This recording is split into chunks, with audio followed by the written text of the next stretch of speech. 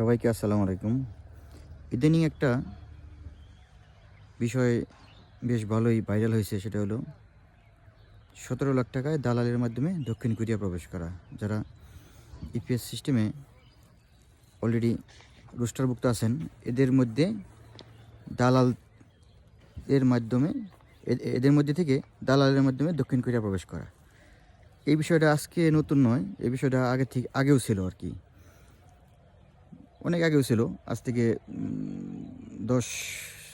8, 9, 10 বছর আগেও ছিল, এবং পর্যায়ক্রমে কম বেশি সবসময়ই ছিল।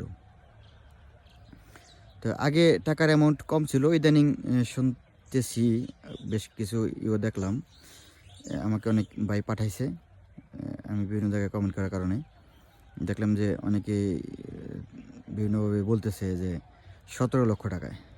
এই বিষয়ে আজকে আমার বাস্তব অভিজ্ঞতা সম্পর্কে কিছু কথা বলবো। আমি দক্ষিণ কোরিয়া থাকি 13 বছর চলছে, তো আমার বেশ বাস্তব কিছু অভিজ্ঞতা আছে, সে বিষয়ে কিছু অভিজ্ঞতা শেয়ার করি সবার সাথে। আশা করি অনেকেরই বিষয়টা আমার এই অভিজ্ঞতার বিষয়টা কাজে লাগবে ইনশাআল্লাহ। এখানে বলে রাখা ভালো যে আমাদের কোম্পানিতে আমরা 2 জন বাংলাদেশি প্রথম যাই। এর আগেও একজন ছিল, উনি চলে যাওয়ার পর, মানে চলে যাওয়া বলতে উনি বাংলাদেশে এসে পড়ার পর আমরা 2 জন প্রথমে যাই। যাওয়ার পর আমাদের সাথে আমাদের যে বস, ওনার সাথে বেশ ভালোই একটা সম্পর্ক গড়ে ওঠে কাজের মাধ্যমে। বলা বাহুল্য যে কোরিয়াতে মালিকের সাথে সম্পর্ক ভালো হওয়ার একটাই মাধ্যম, সেটা হলো কাজ। যে সকল বাংলাদেশি ভাইরা কাজ ভালো করে এবং কথা ভালো বুঝতে পারে, তাদের সাথেই মূলত মালিকদের বা বসদের সাথে ভালো একটা সম্পর্ক গড়ে ওঠে। এই সম্পর্কের ভিত্তিতে এবং ভালো কাজের প্রতিফলন হিসাবে আমাদের বস বাংলাদেশ থেকে আরও লোক নেওয়ার আগ্রহ প্রকাশ করে। এই সূত্র ধরে আমি এবং আমার যে সাথী ভাই বাংলাদেশি, আমরা নুদুম্বুতে যাওয়ার একটা সুযোগ পাই। আমাদের বস আমাদেরকে সাথে করে নিয়ে যায় নুদুম্বুতে। তখন যেহেতু নুদুম্বুতে যাওয়ার সুযোগ পাই এবং আমাদের বস আগে থেকেই আমাদেরকে বলে যে আমরা আমাদের পছন্দ মতো আমরা লোক যেন সিলেক্ট করতে পারি, এই স্বাধীনতা আমাদেরকে দেয়। তো আমরা যাওয়ার পর অবশ্যই আমরা যেহেতু কোরিয়াতে থাকি, আমাদের বন্ধু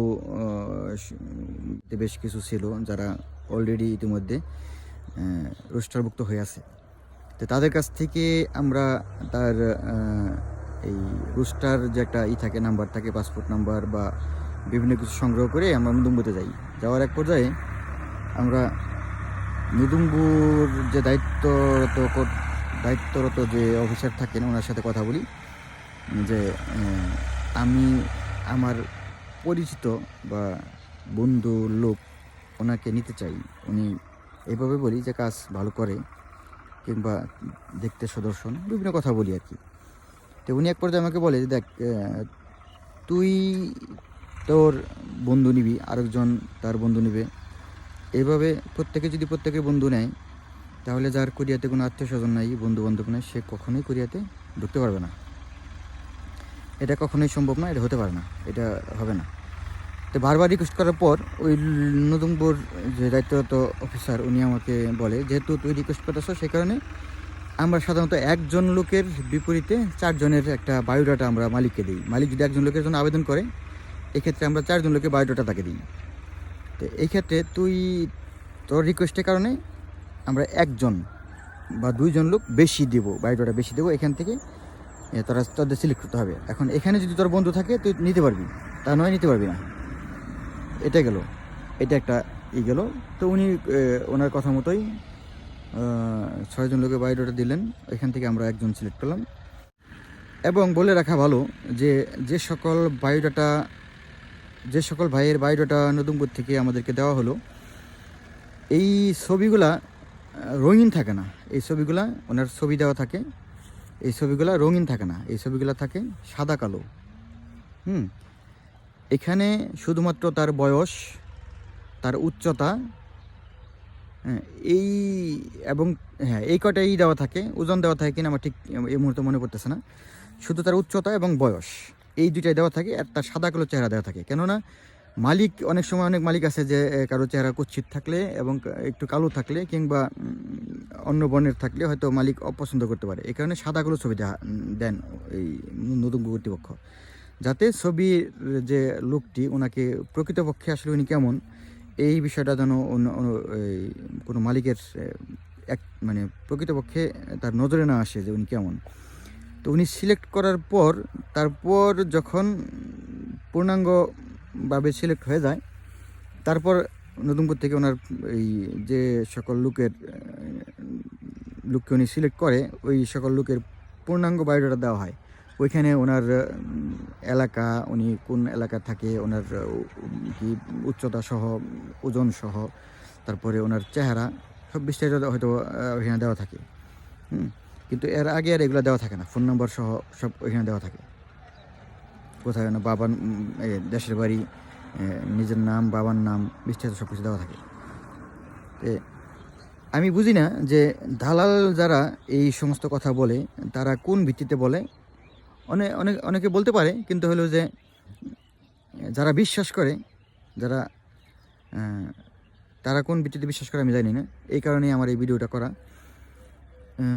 এছাড়াও আরও কিছু পয়েন্ট আছে, সেই পয়েন্টগুলো হলো যে কোন দালালের বিপক্ষে পয়েন্টগুলো, যে কোন মালিক লোক নিয়োগ দিবে এটা দালাল কীভাবে জানবে, অসম্ভব, জানার কোনো সুযোগ নাই। কেননা নতুনবু কখনোই কাউকে তথ্য দেয় না।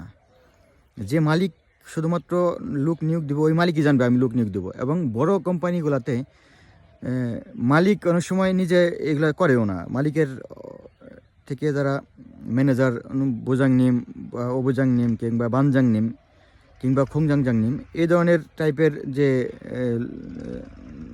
এই ধরনের পদগুলোতে যে সকল কোরিয়ান লোকেরা কর্মরত আছেন, এই সকল লোকেরা অনেক সময় মালিকের পক্ষ থেকে এই নতুনবুর যে কাজগুলো এগুলো করে থাকে, আবেদন করা, তারপরে গিয়ে লোক রিসিভ করা ট্রেনিং সেন্টার থেকে। তো বিষয়গুলো খেয়াল করা ভালো, এই বিষয়গুলো একটু লক্ষ্য করলে মনে হয় যে অনেকের এই যে ভ্রান্ত ধারণা এগুলো দূর হয়ে যাবে। প্রথমত হলো যে কোন মালিক লোক নিয়োগ দেবে এটা অন্য কেউ জানতে পারবে না, শ্রমিকই জানতে পারবে না, ওইখানে যে সকল লোকেরা কাজ করে তারাই জানতে পারবে না, তাহলে দালাল কীভাবে জানবে, এই একটা বিষয়। আর দ্বিতীয় বিষয় হলো যাওয়ার পর যখন মালিক বলবে যে আমি এই আগে অবশ্য আবেদন করে আমি এই দেশের লোক নিব, তখন যাওয়ার পর যখন মালিক একজনের কথা বলে আমি একজন নিব বা আগে আবেদন করে একজন নিব, তখন ওই নতুনপুর থেকে 4 জনের একটা বায়োডাটা বের করে দেয়। যখন 4 জনের একটা বায়োডাটা বের করে দেবে ওই মুহূর্তে মালিক 4 জন থেকে দেখে একজন লোক সিলেক্ট করে ওখানে করে দিয়ে দেয়, মানে একটা টিক মার্ক বা একটা সাইন বা একটা কিছু দিয়ে দেয়। ওইটার উপর ভিত্তি করে কিন্তু মূলত এই ইস্যুটা হয় পরের দিন। তো এইখানে দালাল কীভাবে আসলো, দালাল আসার কোনো সুযোগ নেই। তবে হ্যাঁ, আমি কিছু লোককে চিনি যারা এই দালালির সাথে জড়িত। তো তার একটা ডায়লগ আছে, একটা ডায়লগ আমি বলি, অনেকে হয়তো ডায়লগ বললে চিনতে পারবেন, নাম বলা সম্ভব না, নাম বলতে চাই না।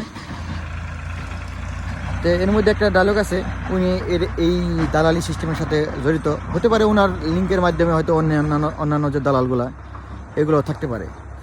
এই দালালের মধ্যে ওনার একটা কমন একটা ভাষ্য আছে, উনি প্রায়ই বলে থাকেন যে বিসমিল্লাহ বলে খাইলে সবই হালাল।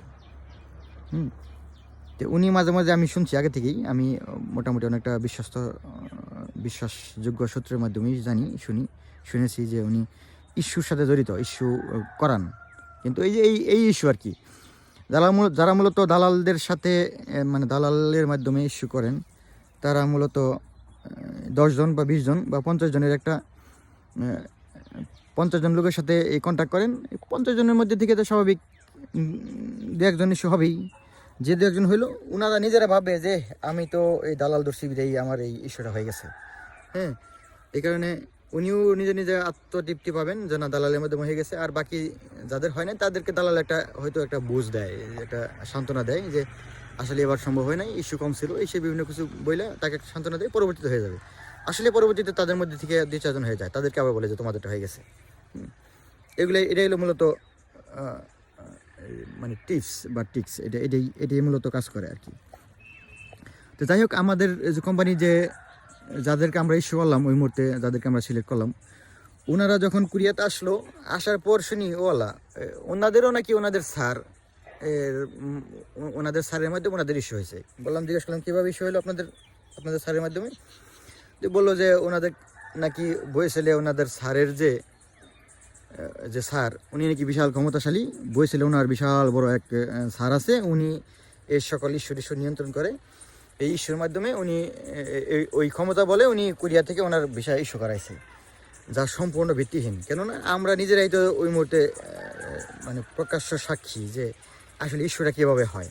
এইভাবে প্রায় দুইবার আমার নতুন তার একটা অভিজ্ঞতা আছে। এই অভিজ্ঞতা থেকে আমি এই বিষয়গুলো শেয়ার করলাম এই কারণে যে অনেকেই আমাকেও বলে, আমিও টুকটাক ইপিএস এর যে এই পরীক্ষা, এই টপিক পরীক্ষার যে পড়াশোনা 2-4 জন হয়তো পড়াই, এখানে অনেকে আমারও বলে যে ভাই এগুলা কি ইস্যু করে দেওয়া যায় কিনা, বা অন্যান্য পরিচিত লোক যারা আছে তারাও আমাকে অনেকে ইতিমধ্যে প্রস্তাব করছে যে এটা করায় দেওয়া যায় কিনা বা করায় দেন।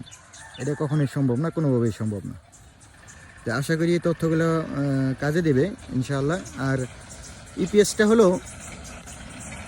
সম্পূর্ণ রিজিকের ব্যাপার। আপনি যদি মুসলিম হন, অবশ্যই এটা বিশ্বাস করবেন যে আপনার যে সময়ে যে জিনিসটা পাওয়ার কথা ওই সময় ওই জিনিসটা পাবেন, যেখানে যে সময় থাকার কথা ওই সময় ওইখানে থাকবেন। উত্তেজিত হওয়ার কিছু নাই, ধৈর্য হারা হওয়ার কিছু নাই। আর এছাড়াও ইপিএসের বিষয়টা হলো ধৈর্যশীলদের জন্যে, যাদের ইমার্জেন্সি বিদেশ যাওয়া দরকার, জরুরিভাবে বিদেশ না গেলে নয় বা ইনকাম না করলে নয়, এদের জন্য আসলে এই কুরিয়ারের এই সিস্টেমটা না। কুরিয়ার সিস্টেমটা হলো যারা কাজ করতেছেন, পড়াশোনা করতেছেন, কাজ বলতে চাকরি করতেছেন, এরা উক্ত কাজের বা পড়াশোনার পাশাপাশি আপনি এই কোরিয়ান ভাষা দক্ষ কোনো সেন্টারে কোরিয়ান ভাষা শিখে এর পাশাপাশি আপনি আপনার যে চলমান কাজ, পড়াশোনা কিংবা চাকরি, এটা চলমান রাখলেন। একটা সময় আপনি সার্কুলার হলে পরীক্ষা দিয়ে পাশ করে তারপর আপনি আপনার চাকরি এবং পড়াশোনা চালাইয়ে রাখলেন। কোনো এক সময় হয়ে গেলে আল্লাহর রহমতে, পরে আপনি চাকরি বা পড়াশোনা স্থগিত রেখে কোরিয়াতে গমন করলেন। ইপিএস সিস্টেমটা যারা ভালোভাবে জানে বা এই সম্পর্কে যাদের ভালোভাবে যাদের একটা আছে, জ্ঞান আছে, সবাই এই কথাই বলবে। অতএব এখানে বলা হলো যে ধৈর্য ধরেন, আল্লাহর কাছে চান, ইনশাল্লাহ হয়ে যাবে আল্লাহর রহমতে। এবং দালাল থেকে দূরে থাকেন, 100 হাত নয় 1000 হাত দূরে থাকেন। দালাল কখনো ইপিএস সিস্টেমকে নিয়ে আসতে পারে না, মানে ইপিএস সিস্টেম থেকে কোনো লোককে সিলেক্ট করতে পারে না, এর ক্ষমতা দালালকে দেওয়া হয় নাই, কোনোভাবেই সম্ভব না। সম্পূর্ণ দুর্নীতিমুক্ত ইপিএস সিস্টেম। এবং ভালো থাকেন, খোদা হাফেজ, আসসালামু আলাইকুম।